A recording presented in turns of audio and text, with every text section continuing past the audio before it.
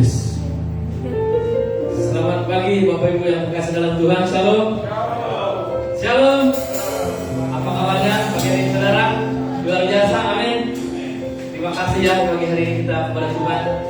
Kita boleh ada pagi hari ini dengan fisik yang sehat, dengan badan yang sehat. Itu semua karena kemurahan Tuhan. Mari Bapak Ibu yang terkasih, apapun mungkin dari persoalan kita pagi hari ini, tidak menjadikan kita kurang semangat untuk memuji Tuhan. Amin. Kita akan pujian. Ya Allahku, kami mau memuji Engkau. Kami mau meninggikan nama-Mu Tuhan.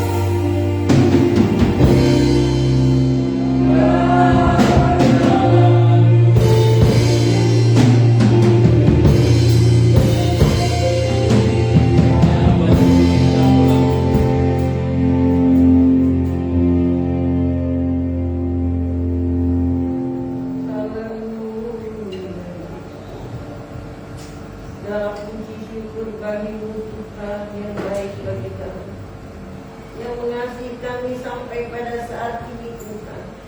Kami datang pagi ini, haleluya, dengan ucapan syukur. Kami bersyukur memiliki Allah yang dahsyat dan seperti Tuhan, yang tidak pernah sekali-kali meninggalkan kami. Pemeliharaan luar biasa bagi kami sampai pada saat hari pagi ini Tuhan. Pujilah Yesus yang baik bagi kami. Dan pagi ini sebelum kami memulai ibadah, kuduskan kami semuanya di dalam nama Tuhan Yesus. Kuduskan para pelayan-pelayan Tuhan yang melayani hari ini, yang Tuhan percayakan bagi mereka. Mulai dari pemusik, liturgi, singer, bahkan hamba-Mu yang berbicara. Tuhan menyertai hamba-Mu sehingga dia tiba dalam pimpinan Tuhan dan urapan Allah di tengah-tengah kami. Dari awal sampai pada akhir ibadah, Tuhan bungkus kami dengan kuasa Tuhan. Roh-roh jahat yang bergentayangan yang mengintai jalannya ibadah kami, singkirkan di dalam nama Tuhan Yesus. Sehingga ibadah kami berkenan di hadapan Tuhan. Pujian kami menyenangkan hati Tuhan. Firman Allah yang diberitakan kepada kami pagi ini tidak berlalu dari pendengaran kami, tapi diteguhkan, dikuatkan, disembuhkan, diberikan pertolongan dari firman yang menyertai kami pagi hari ini. Terima kasih Tuhan, kami yakin bahwa Allah di pihak kami dan tidak ada kuasa jahat yang melawan kami. Bapa, menyertai kami dengan urapan dari Tuhan sendiri. Kami buka ibadah kami di dalam nama Tuhan Yesus, Juru Selamat dan Tuhan kami. Amin. Shalom. Mari saudara, kita hampiri hadirat Tuhan pagi hari ini. Semua saya undang bangkit berdiri, kita memuji Tuhan, kita bersorak-sorai bagi dia. Amin. Tuhan telah. Mari saudara, semua bersorak-sorai bagi dia.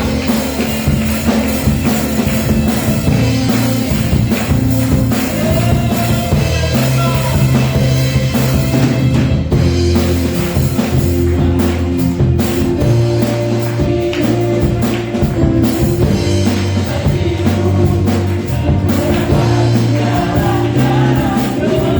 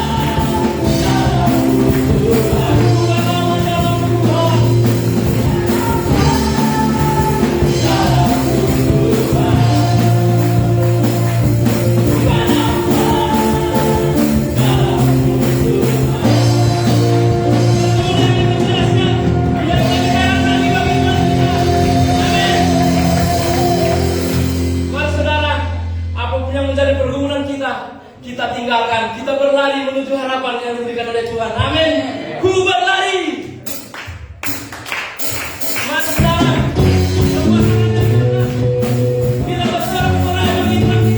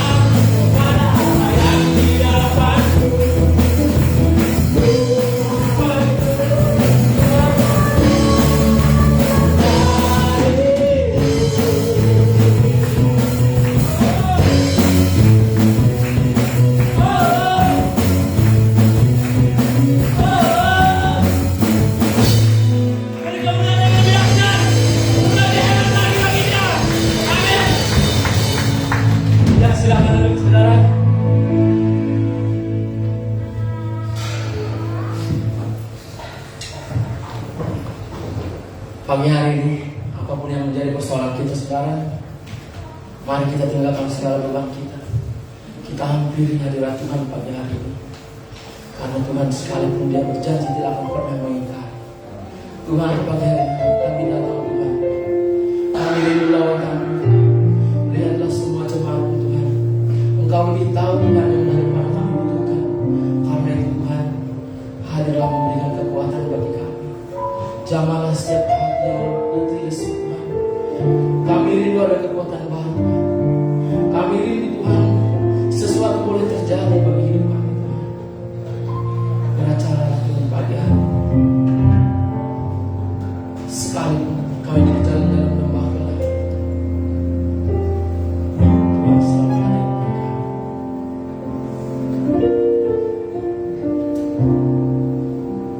Sekalipun ku berjalan dalam lembah gelap, namun tangan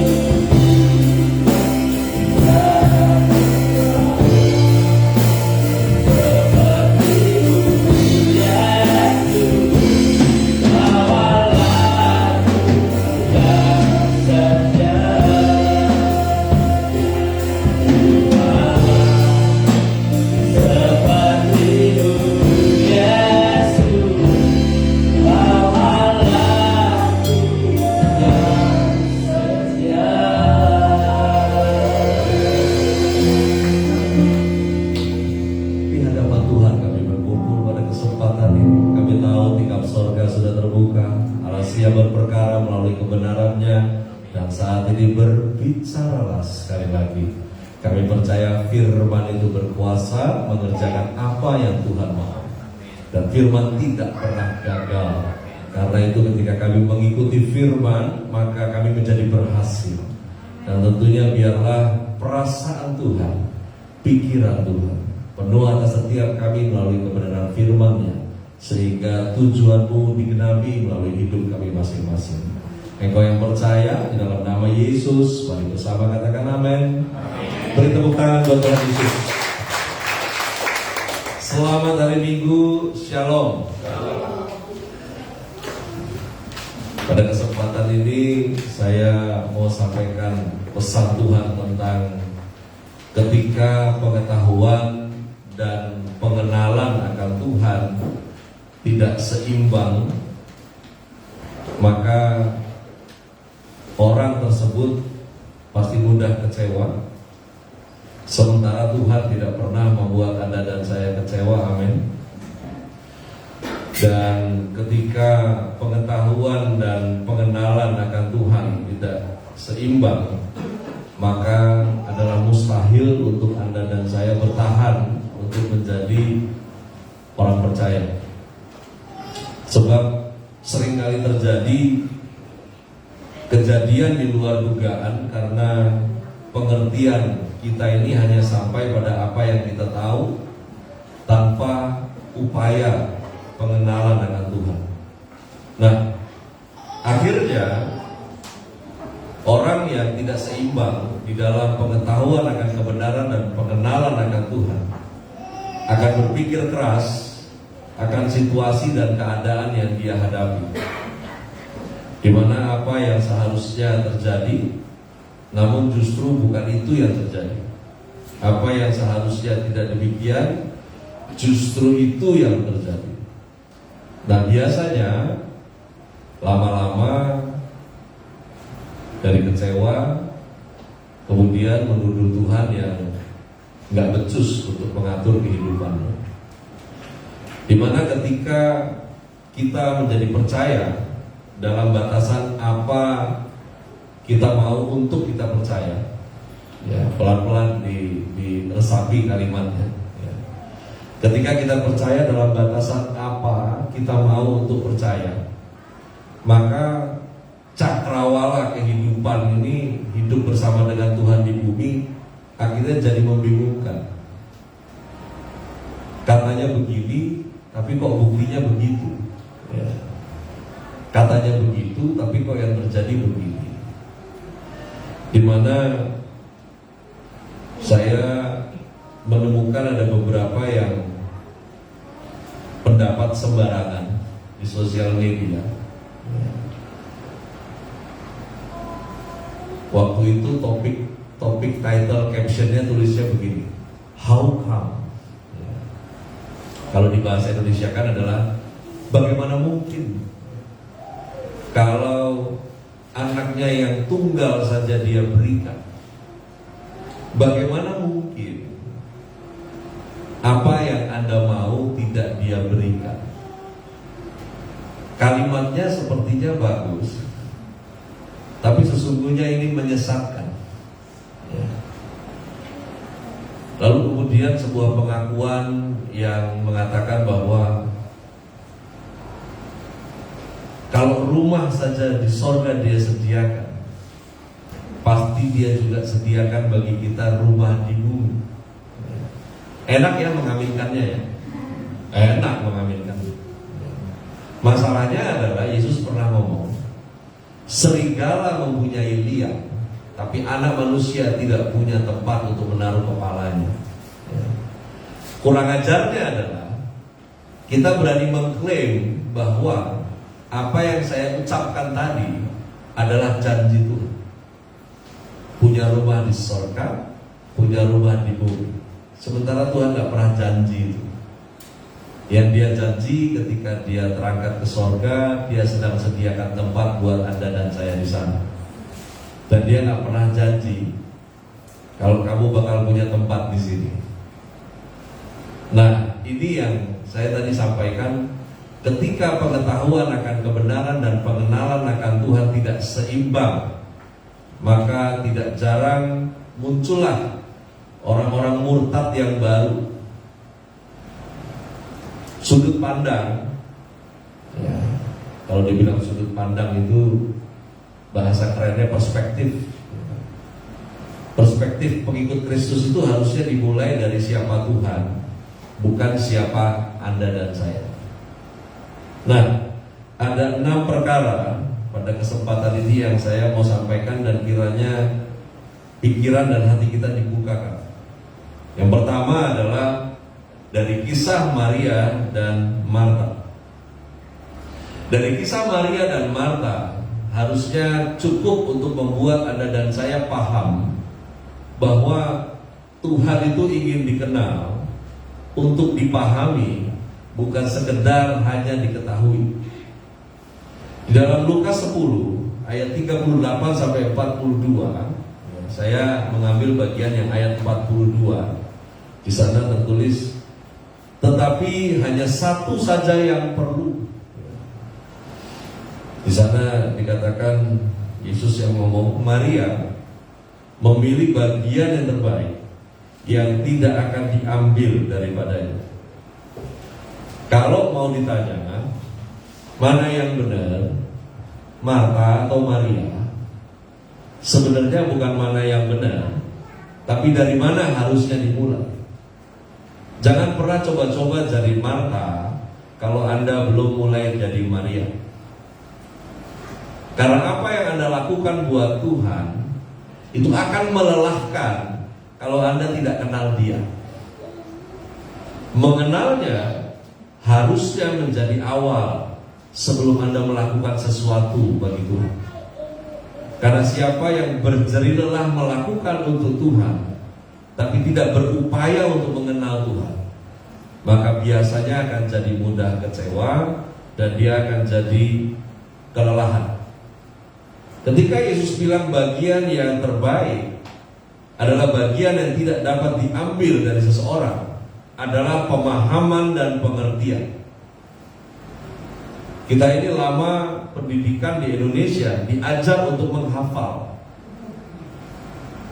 Parahnya hafal banget tapi gak paham dan gak ngerti. Ini celaka di kemudian hari. Bayangkan ketika metode seperti itu Anda gunakan sebagai pola Anda dan saya mengikut Kristus. Kamu baca Alkitabnya, kamu hafal ayatnya, tapi kamu gak berupaya untuk memahami dan beroleh pengertian dari situ. Hasilnya biasanya jadi capek, karena cuma ngafal. Nah, seperti orang yang ngafal, saya bukan bilang gak usah hafalin, gak usah baca, bukan kesana arahnya. Tapi sebelum kamu melakukan banyak hal yang kamu bilang bagi Tuhan, mari upayakan kamu mengenal Dia dulu. Sehingga ketika ada sesuatu yang terjadi di luar dugaanmu, kamu tidak menuduh Tuhan tidak becus.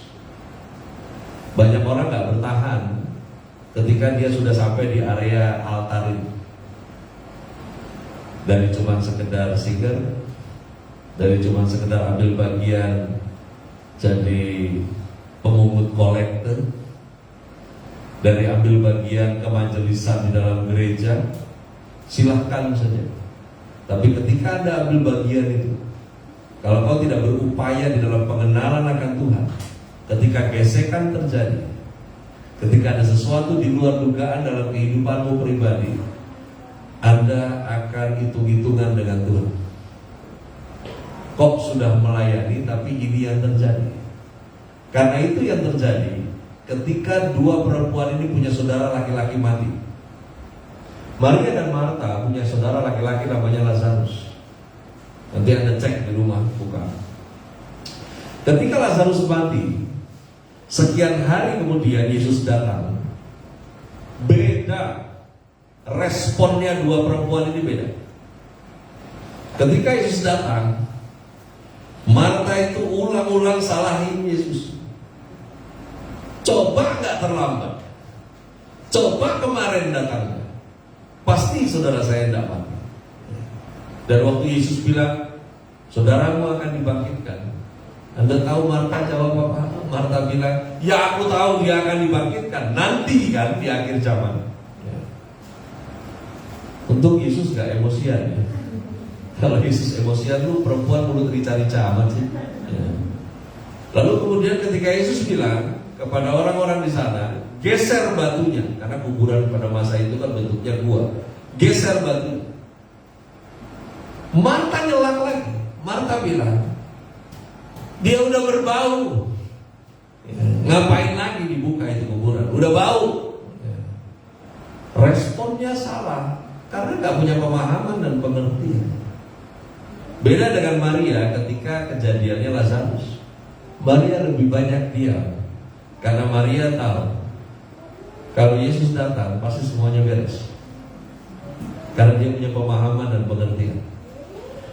Filipi 3 ayat 7 sampai dengan ayat yang ke-14 adalah ayat yang diambil menjadi dasar dari lirik lagu sebelum kita masuk kepada sesi khotbah pagi ini yang berlari-lari tadi. Ya. Walaupun rupanya terjemahan yang ada di berlari-lari tadi itu lagu masih pada penafsiran yang keliru seperti banyak orang Kristen kebanyakan. Filipi pasal 3 ayat 7 sampai 14. Ya, saya mengambil ayatnya yang 14 saja di sini. Di mana Paulus mengatakan bahwa pengenalan akan Kristus adalah pengejaran hidup yang nantinya berakhir dalam keserupaan Kristus. Ini di atas alamat ayatnya, di bawah kesimpulannya. Di mana Paulus bilang begini, pengenalan akan Kristus Yesus Tuhanku lebih mulia daripada semuanya. Yang ku kehendaki ialah mengenal Dia dan kuasa kebangkitannya dan persekutuan dalam penderitaannya, di mana aku menjadi serupa dengan Dia dalam kematiannya. Lalu kemudian aku mengejarnya. Ada kata itu. Kemudian Paulus mengatakan, aku melupakan apa yang telah di belakangku dan mengarahkan diri kepada apa yang di hadapanku. Kemudian banyak orang sok tahu menerjemahkan ini tentang lupakan masa lalumu, arahkan hidupmu kepada masa depan. Terjemahan paling gila sebetulnya ini. Karena teksnya nggak bicara begitu.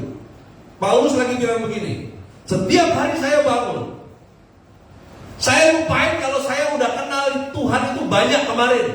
Saya bikin diri saya setiap hari saya bangun seperti orang yang baru mau kenal Tuhan. Gitu loh maksud ayatnya. Ngerti gak?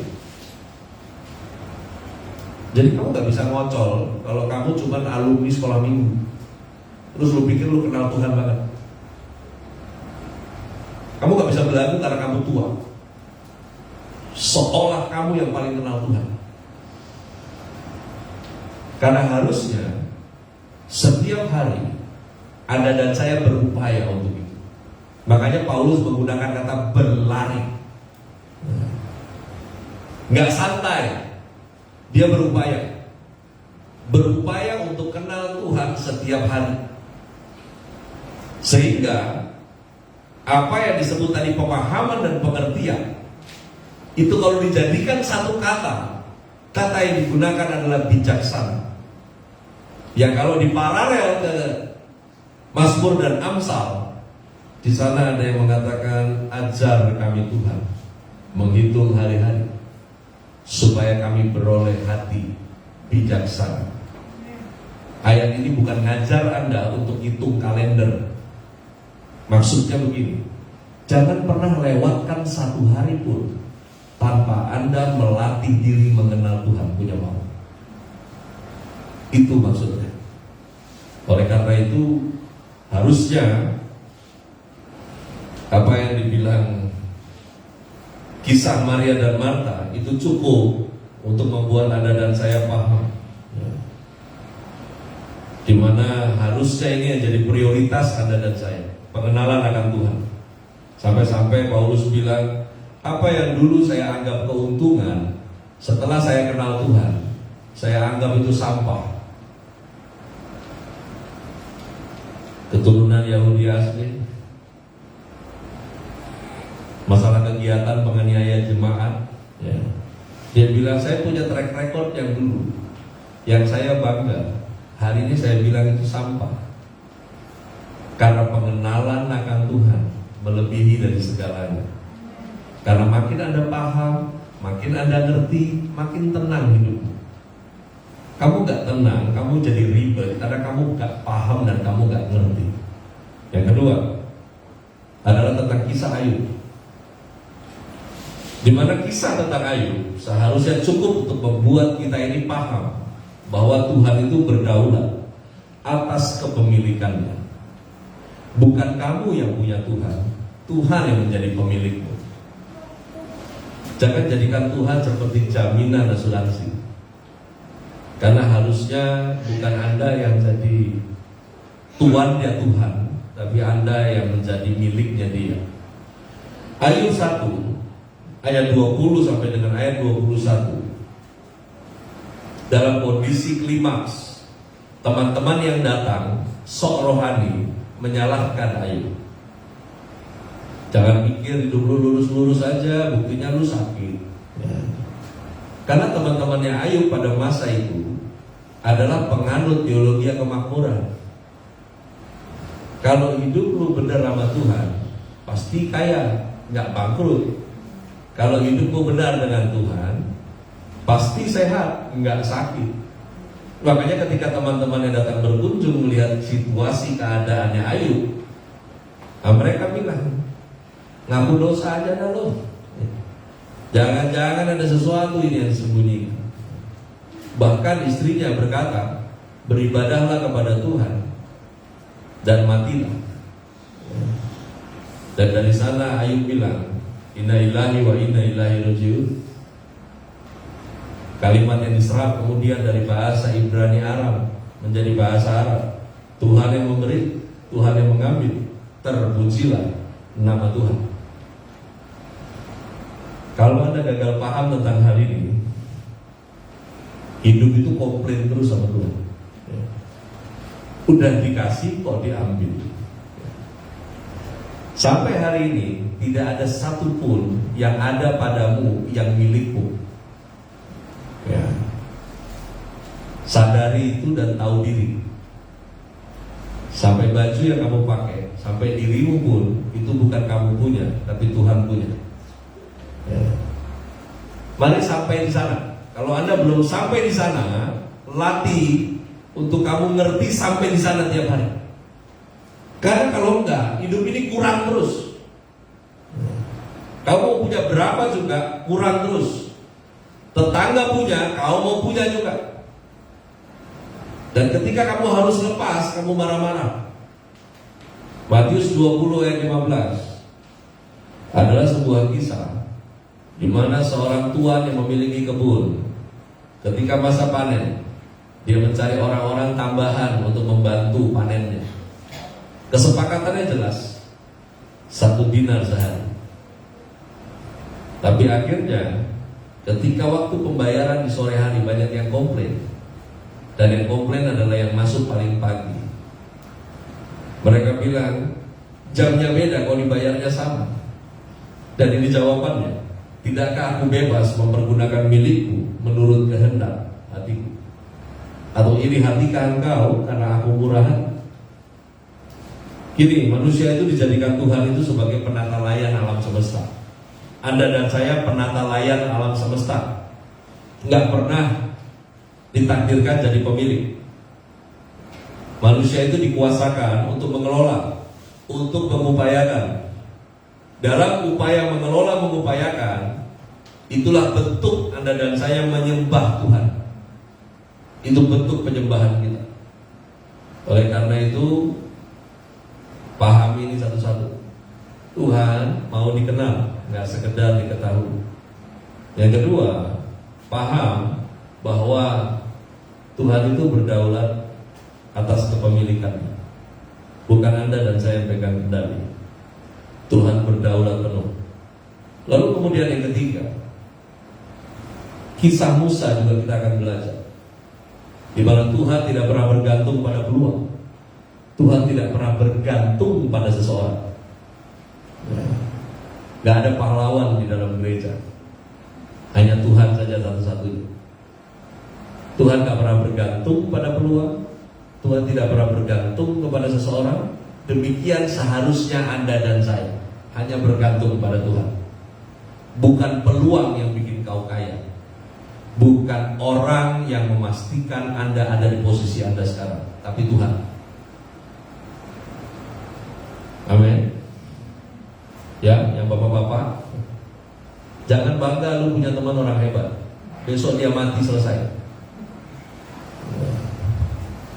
Gak usah takut-takutin orang pakai stiker-stiker tentara di mobil. Gak penting. Karena kita pikir hidup ini bergantung dengan peluang dan orang di sekitar kita. Enggak. Ketergantungan Anda Tuhan, bukan peluang. Makanya di dalam Alkitab seringkali Tuhan pakai orang-orang yang sudah tidak punya peluang lagi dalam hidupnya. Salah satunya adalah Musa. Usia 40 tahun dia lari. Di tempat pelarian ketemu perempuan dan dia nikahi. Kemudian dia tinggal numpang di rumah mertuanya sampai 40 tahun. Di usia yang ke-80 tahun Tuhan minta dia untuk bawa keluar umatnya dari Mesir. Tuhan gak pakai seorang jenderal. Tuhan pakai seorang laki-laki kere di usia 80 tahun. Dengarin, usia 80, gak punya aset, gak punya tabungan, hidup numpang, komplit. Gak ada peluang buat laki-laki model begitu. Tapi Tuhan mau pakai. Tuhan pakai laki-laki di umur 80 yang namanya Musa, bawa orang keluar dari Mesir. Jumlahnya lebih dari 2 juta jiwa. 2 juta jiwa jalan bersama dia seberangi laut. Makan 40 tahun gak kekurangan. Panas gak kepanasan. Ada petunjuk setiap perjalanan mereka sementara Google Maps belum diciptakan. Tapi ada tiang awan, tiang api Tuhan beri. Dari kisah ini Anda dan saya kiranya belajar pagi ini. Jangan takut kalau kamu gak punya peluang. Jangan takut kalau kamu gak punya kenalan orang dalam. Yang penting Anda berjalan mengikuti Tuhan aja.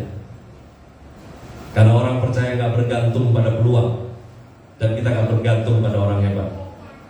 Yang berikutnya adalah kisah tentang Yusuf. Dari Yusuf Anda dan saya belajar bahwa penyertaan Tuhan itu tidak menghilangkan pergumulan dalam hidup. Kamu gak bisa tengking pergumulan itu. Itu proses yang Anda dan saya harus hormati. Justru karena ada pergumulan, Anda dan saya butuh penyertaan Tuhan. Bukan karena penyertaan Tuhan hilanglah pergumulanmu. Jadi bolak-balik.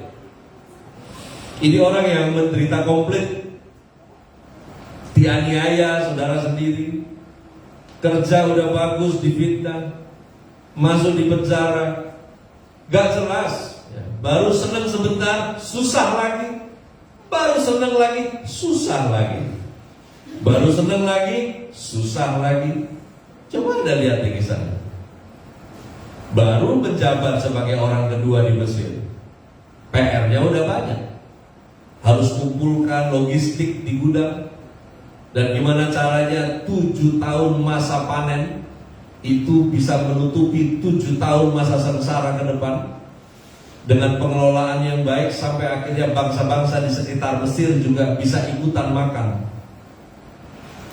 Endingnya, ketika saudara-saudaranya membuat surat wasiat palsu seolah-olah ayahnya menyuruh dia untuk terus memelihara saudara-saudaranya yang jahat itu setelah ayahnya mati. Yusuf tahu kok suratnya palsu. Itu waktunya untuk dia bisa balas dendam. Tapi kalimatnya luar biasa. Yusuf bilang begini, akukah pengganti Tuhan? Ya. Yusuf bilang, Allah memang mereka-rekakannya untuk kebaikan, walaupun kalian telah mereka-rekakan yang jahat buat saya. Berhasil itu saudara. Konsepnya beda dengan dunia. Alkitab bilang di Kejadian 39, Tuhan menyertai Yusuf sehingga ia menjadi seorang yang selalu berhasil dalam pekerjaannya. Tolong kalau Alkitab bilang berhasil, Anda jangan mengawang-awang. Yang disebut berhasil dalam penyertaan Tuhan adalah Anda masuk dalam pergumulan, tapi Anda jadi seperti yang Tuhan mau lewat pergumulan itu. Jadi tolong jangan setting yang aneh-aneh. Dia masuk penjara saja disebut berhasil itu karena Tuhan nyertai. Ada proses yang dia harus lewat dan dia gak stres jadi gila lewatin itu semua. Karena itu jangan jadi Kristen anti pergumulan, tapi juga jangan cari-cari pergumulan karena nanti dia mampir sendiri, Pak. Saya bukan bilang makin kau menderita makin kau rohani, bukan itu pesannya. Tapi yang ini harus kita ngerti. Tuhan itu sertai karena Anda punya pergumulan. Bukan Tuhan menyertaimu terus pergumulanmu hilang. Ini bukan lagi zamannya dengan iman kita berkata kepada gunung, tercampaklah kau ke laut. Habislah kita kalau begitu. Inilah zamannya di mana Roh Kudus diberikan supaya Anda dan saya punya kemampuan untuk bisa mendaki gunung yang Tuhan titipkan. Ini masanya. Jadi jangan mengeluh, jangan hitung-hitungan. Nggak kelar-kelar Pak Pendeta. Baru yang ini datang lagi. Justru karena dasarnya pergumulan hidup, Anda dan saya butuh penyertaan Tuhan. Dan penyertaan Tuhan itu jadikan Anda dan saya mampu menyelesaikan segala perkara. Harusnya begitu. Penyertaan Tuhan itu jaminan bahwa Tuhan itu mau Anda dan saya ngalami janjinya. Masa bodoh bentuk pergumulannya bagaimana? Dengan catatan, bukan pergumulan yang kau bikin sendiri. Karena kadang-kadang kita yang ngaco, kita terima buahnya, terus kemudian kita serahkan kepada Tuhan. Nah ini lebih kurang ajar lagi. Yang kelima adalah kisah Esther. Ada yang namanya Esther di sini. Kisah Esther di Alkitab itu kemudian muncul di tengah-tengah kehidupan orang Kristen. Yang difokuskan adalah doa puasanya. Doa puasa Esther 3 hari 3 malam, tidak makan, tidak minum. Tapi lupa kisahnya apa. Anda jangan coba-coba deh doa puasa Esther untuk beli rumah, nggak ada hubungannya. Ya, nggak ada hubungannya bos. Ini situasinya begini. Once upon a time, ada satu kali, ada seorang ratu yang dipecat. Kemudian raja membuka kontes untuk memilih ratu baru. Ada seorang pria yang punya ponakan, yang dia percaya ponakannya berpotensi. Kemudian dimasukkan ke dalam kontes itu. Pria ini namanya Mordekai. Dia punya ponakan namanya Esther. Dimasukkan kontes. Dengan proses 1 tahun, prosesnya 1 tahun, saudara. Itu 1 tahun nyalon. Ya karena belum canggih toh teknologinya. Kalau sekarang Anda nyalon 1 tahun, lu lendes tuh. Ya. Dicatokin setahun gitu kan. Ini 1 tahun, spa, salon 1 tahun. Sampai akhirnya jatuh pilihannya kepada Esther. Kemudian dia jadi ratu. Dalam perjalanan dia sudah menjadi ratu, ada seorang di bawah pemerintahan raja tersebut yang benci banget terhadap orang Yahudi. Sehingga dia merekayasa secara politik. Gimana caranya?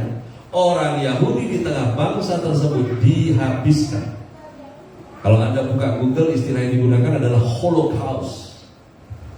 Ya, seperti zamannya Nazi mau hantam Yahudi, ya. Holocaust. Gimana caranya? Yahudi udah gak ada lagi di muka bumi. Fitnah terjadi. SK-nya hampir turun. Dalam situasi itu, sang paman mendatangi lagi ponakannya. Dia bilang kepada Esther, jangan kamu lupa dari mana kamu berasal. Bangsamu di luar mau dibantai habis. Jangan sampai raja juga tahu kalau kau juga keturunan Yahudi. Kau habis juga nanti. Dan pamannya bilang begini, ini kurang lebih secara narasi ya saya sederhanakan. Pasti karena situasi inilah Tuhan taruh kau di situ. Dan pamannya bilang, sampaikan kepada raja. Nah, waktu pamannya bilang sampaikan kepada raja, di sini Esther bilang, nggak bisa. Saya nggak bisa ngomong kepada raja karena aturan mainnya adalah raja yang harus panggil saya, baru saya bisa ngomong. Tapi saya nggak boleh datangi raja yang mesti panggil. Akhirnya Esther bilang, kalau begitu saya dan dayang-dayang saya akan doa puasa. Paman bilang kepada semua orang Yahudi di luar istana sana, supaya mereka juga doa puasa bareng-bareng dengan saya. 3 hari 3 malam mereka berpuasa. Lalu kemudian ada proses yang kemudian Tuhan sertai mereka. Endingnya, orang yang melakukan fitnah secara politik tersebut, mereka seisi rumahnya digantung mati. Dan orang Yahudi tidak jadi dibantai semua. Gini, dari kisah Esther ini, makanya jangan ambil doa puasanya terus buat lo ngapa-ngapain, gak ada hubungannya.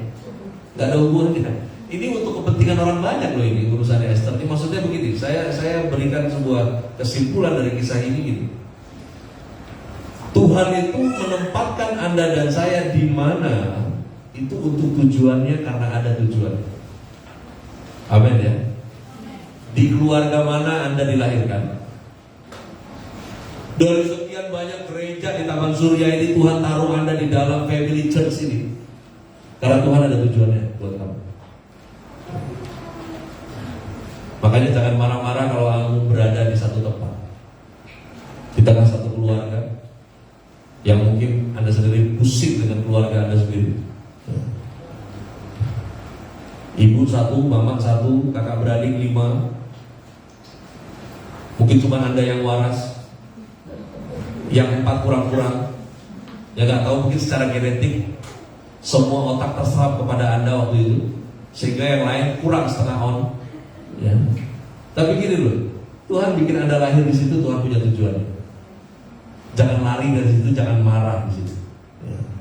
Karena di mana Anda dilahirkan, di tempat di mana Anda ditaruh Tuhan kerja hari ini, walaupun bos lu ada gila-gilanya dikit, saya mau bilang bos yang ada gila-gilanya gak pernah habis stoknya.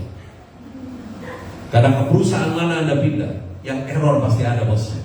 Ya. Udah bagus lu kerja, tapi jangan berhenti sampai di dalam pekerjaan. Coba temuin dong, Tuhan punya tujuan loh kamu di situ. Gak mungkin Tuhan bikin kamu nyasar di situ. Dan yang terakhir adalah kisah tentang Pentakosta, di mana kita selebrasi ini seminggu yang lalu, di mana kisah tentang Pentakosta harusnya cukup untuk membuat Anda dan saya paham bahwa Roh Kudus itu menolong kamu sebagai penolong supaya hidup Anda dan saya menjadi saksi Tuhan. Dan ingat, ini yang kita harus waspada.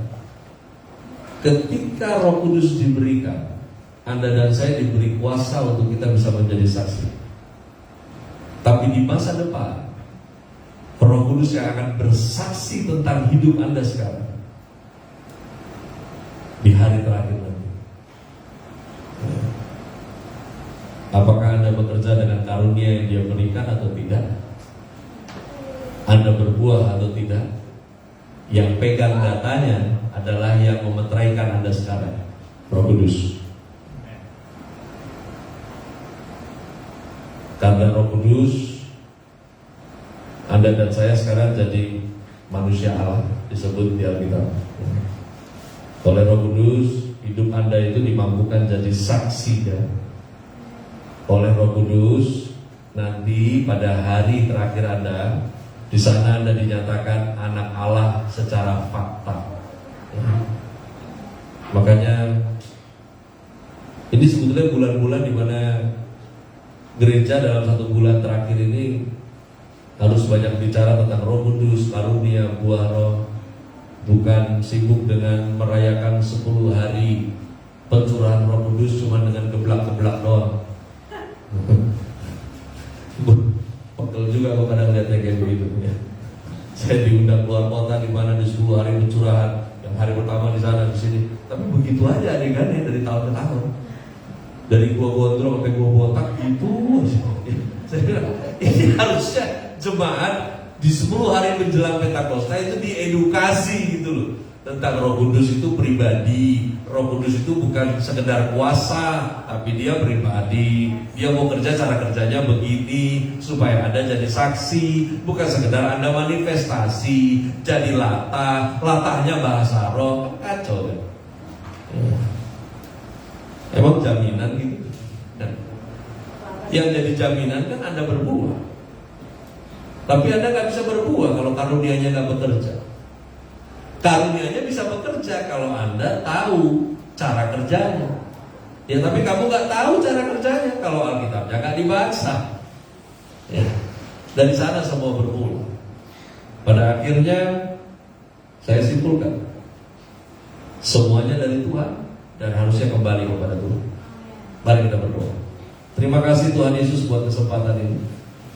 Hamba-Mu bicara terbatas, namun Roh-Mu dalam kuasa firman itu tidak terbatas untuk mengubahkan setiap kami. Dan baiklah, mulai pagi ini kami tidak lagi takut untuk jalani hidup ini. Karena ketika kami tunduk tidak menyimpang ke kanan dan ke kiri, Tuhan memberi restu dalam hidup. Sehingga apa yang kami buat, apa yang kami rencanakan, kami selaras dengan apa yang Tuhan mau.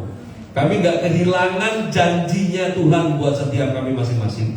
Sehingga makin kami jalan, bukan makin kami jauh dari apa yang Tuhan sediakan, tapi makin kami dekat dengan apa yang Tuhan janjikan. Karena akhirnya semua hormat kemuliaan kembali kepadamu. Di dalam nama Yesus Kristus Tuhan, kiranya pemahaman kami dipulihkan pagi ini, perasaan kami dipulihkan, dan tentunya kekuatan kami diperbaharui. Terjadi dalam nama Yesus. Yang percaya mari bersama katakan amin. Beri tepuk tangan buat Tuhan.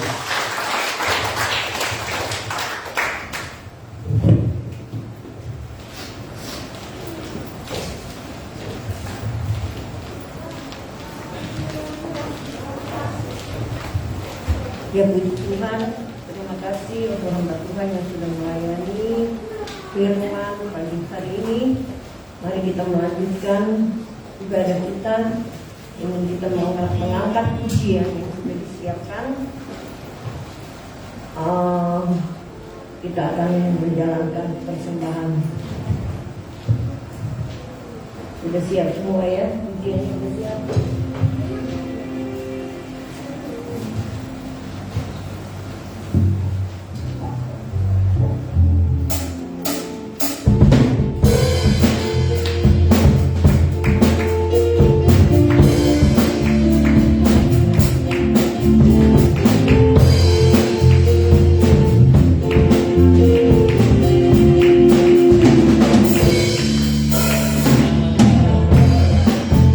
Bekerja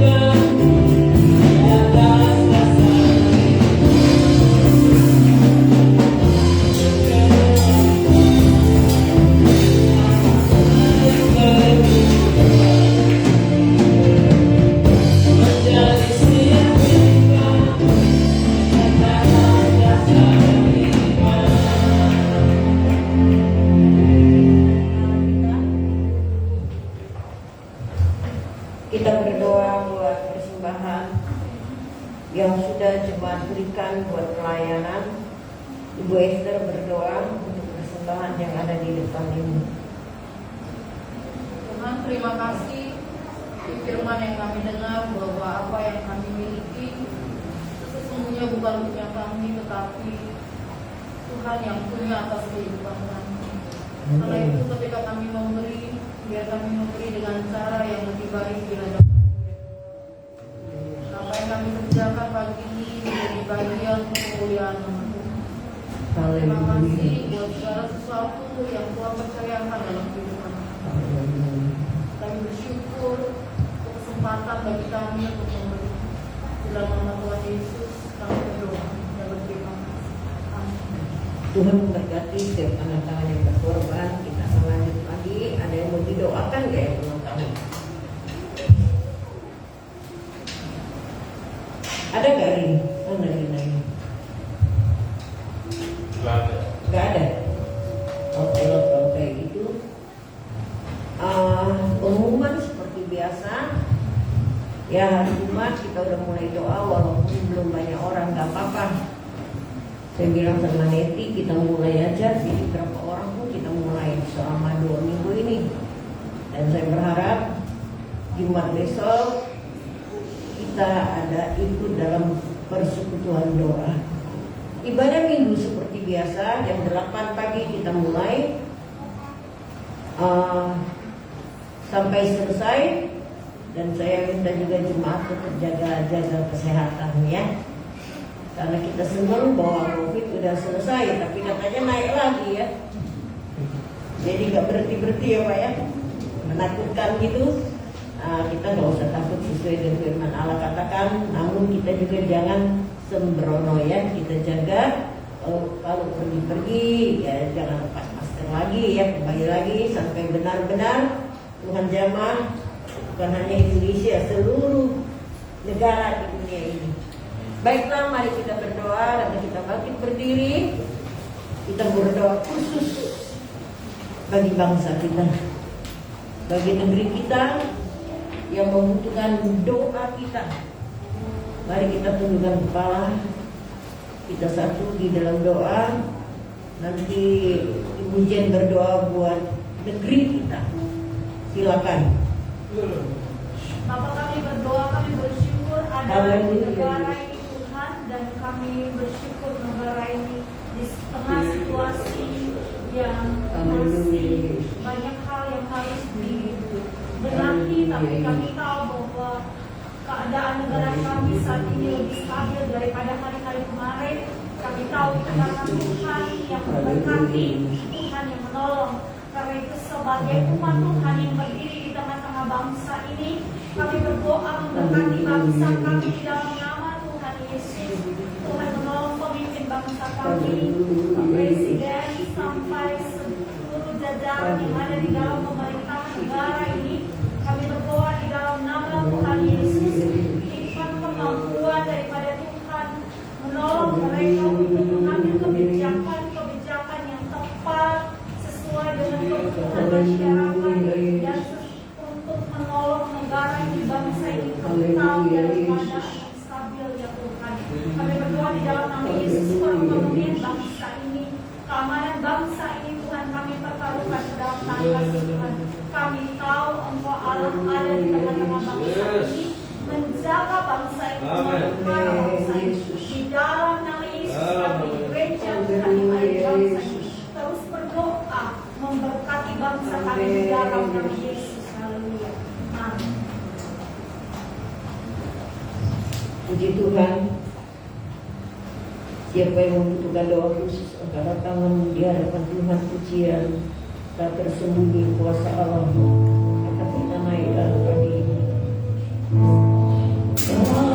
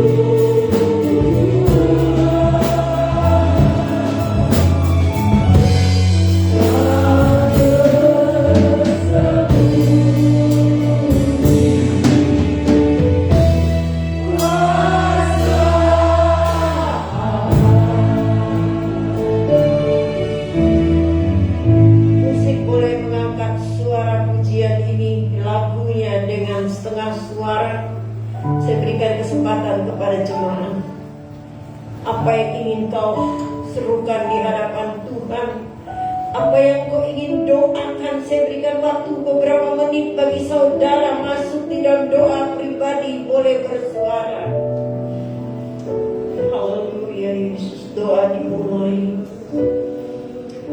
Haleluya Yesus.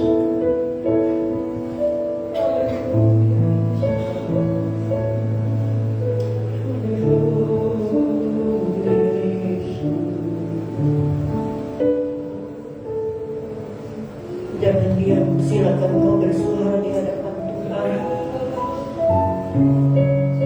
Yakinlah bahwa Allah hadir di tengah-tengah kita pagi ini dan akan menjawab semua doa-doa yang baik menurut Tuhan.